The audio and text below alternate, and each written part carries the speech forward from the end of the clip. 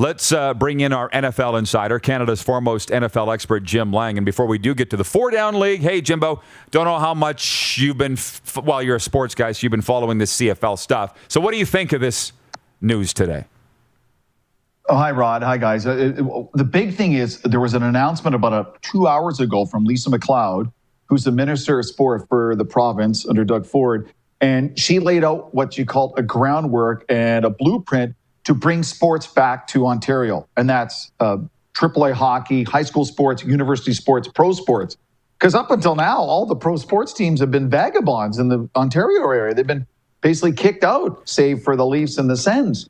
So now there's a possibility the Blue Jays could play some home games at Rodgers Centre before the end of the year. Maybe without fans, but at least they're home. Maybe there's members of the Blue Jays organization who's never seen Toronto. they've been in Buffalo or Tampa the whole time. And now, if you're the CFL, you can play games in Ottawa, play games in Hamilton, play games in Toronto. Now, as far as how many fans are allowed in each of the respective stadiums, that'll be, as you just mentioned, Rod, up to health protocols. But in Ontario, I just had my second vaccine Friday, and originally it was supposed to be late July. So we have so many vaccines now in the province. There are more and more people in the province, getting their vaccine. And that's 12 and up, not just 18 and up, and a lot of people getting their second vaccine. So if you look ahead to August at the rate we're at, there'll be a huge amount of the population of the province that will have at least one vaccine and even more with two vaccines. So the safety protocols are almost too good to be true right now, as opposed to a month ago, to be honest with you. I wouldn't have thought it was possible. But right now, with the rate that we're all getting vaccinated in the province, and all the pop-up clinics and drive-through clinics, I don't see why they don't do it or can't do it, because all these other pro sports and all these other sports leagues are like, the OHL wants to come back, you know that. High school sports was wiped out. They want to come back. They all want to get back to playing sports.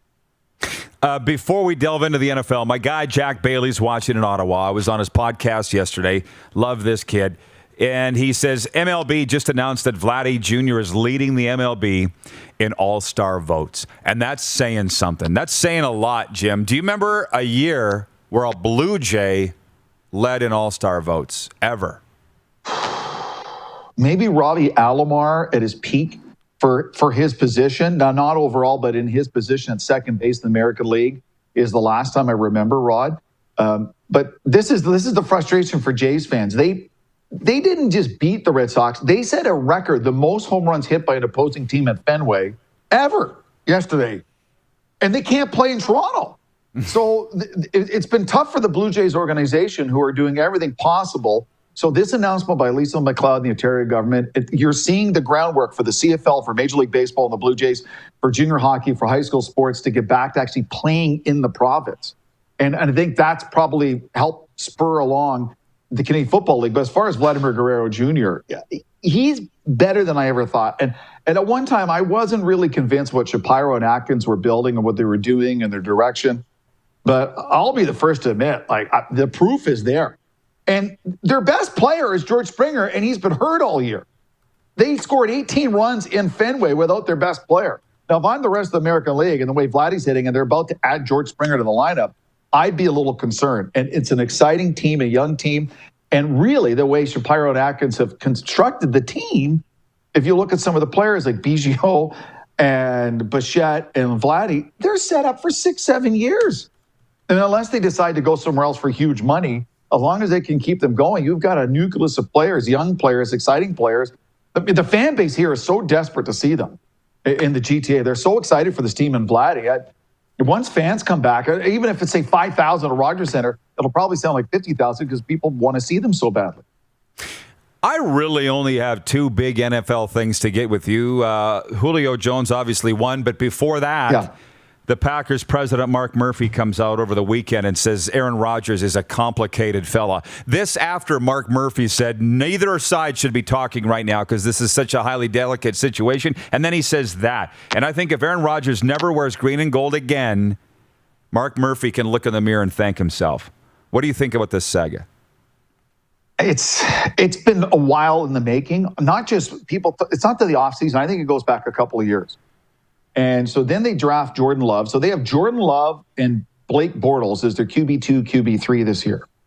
And And Aaron Rodgers, I think, looks around the league and sees other veteran quarterbacks of his status, like a Tom Brady, who are involved in the bigger picture. Coaching and management would approach Tom Brady in Tampa Bay, say, hey, we are looking at signing Darren DuPont, that hard-hitting free safety from Moose Jaw. What do you think? Or, you know what I mean? But Aaron feels like he's not involved in anything. People are drafted and signed, and he doesn't know anything about it.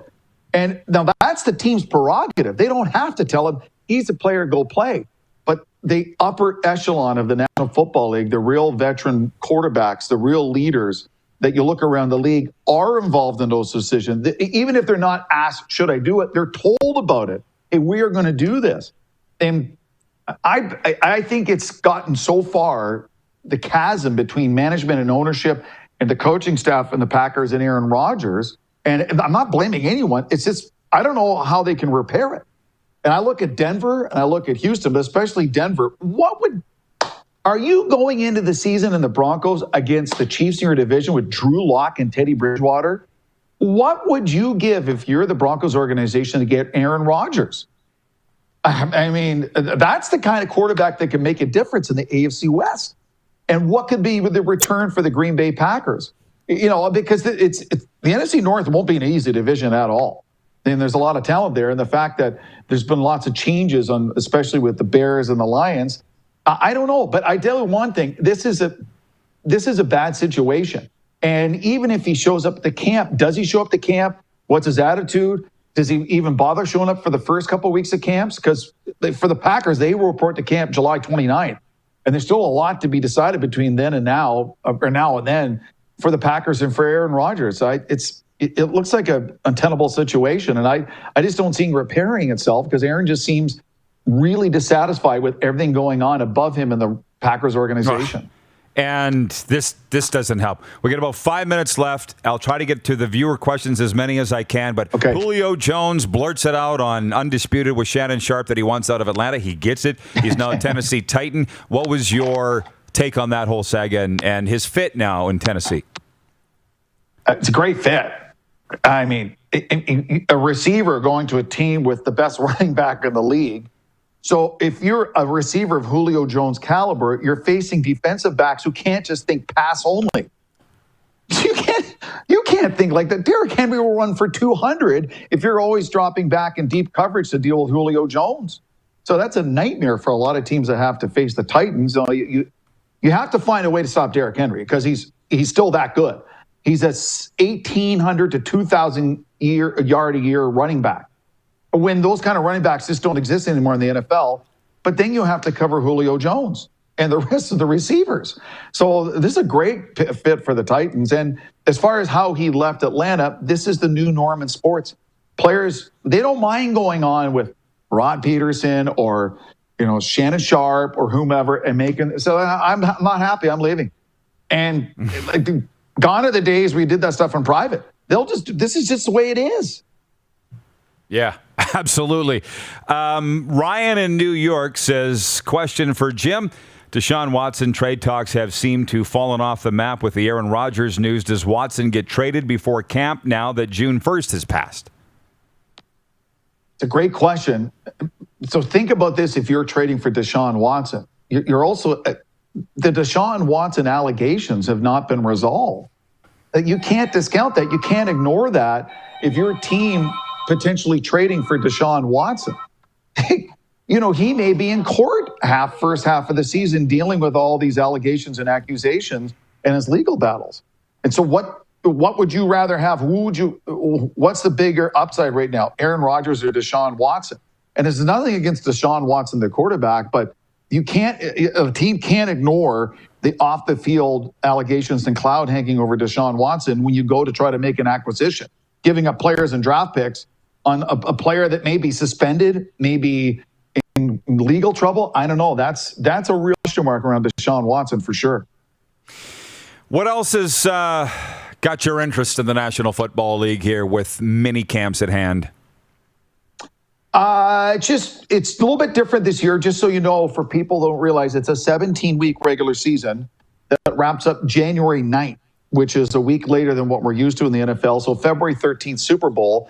And then other than the fear, like because of the NFL, you backdate from your first game when you're allowed to show up to camp. So that means the Steelers and Cowboys are allowed to show up on the 21st, a week from today. And then a few days later, the Buccaneers show up. And then on the 29th, all the other teams are going to report to camp at the same time. And they've never done that in the NFL before. So that's something really new. August 17th will be the first round of cuts. And then Sunday, September 12th is week 1. And I mean, for a lot of people in the States, I have family and friends there. It's like to them, COVID's over. It doesn't exist anymore. So there are going to be a lot of stadiums in the NFL with their close to or at capacity crowds, which is still, I mean, for me here in Ontario, I'm watching the Islanders and watching Vegas going, how come we can't have fans? They look like they're having a lot of fun. I miss going to sporting events. Yeah, well, you must have tapped my phone all weekend. Conversations I was having with people in sports. Did you call Argo games when Arlen Bruce played for the Boatmen? I did. I actually not calling them. I was reporting on them. And I love the guy. Absolutely love the guy. Well, he's a great person and a great player. I ask because he's watching and he's written in and he says, so our NFL team is going to be like the NBA and build a super team to compete for a championship? Is it possible? Could be. We lost him. Absolutely as well. Absolutely. I mean, if you. But look at Tampa. That has shades of a super team. So it does happen. It does the Buccaneers. I look at what they did, and that has it's not maybe what we saw the Dallas Cowboys in their heyday, which was a real super team, but that is say maybe super team light, and there's no reason why that can't happen. Well, I'm just thinking, what did they get AB for $3 million last year, and he just re-signed? Like, I get you're probably going to see more and more players just disgruntled and say, "I want out." Right? We're already seeing it.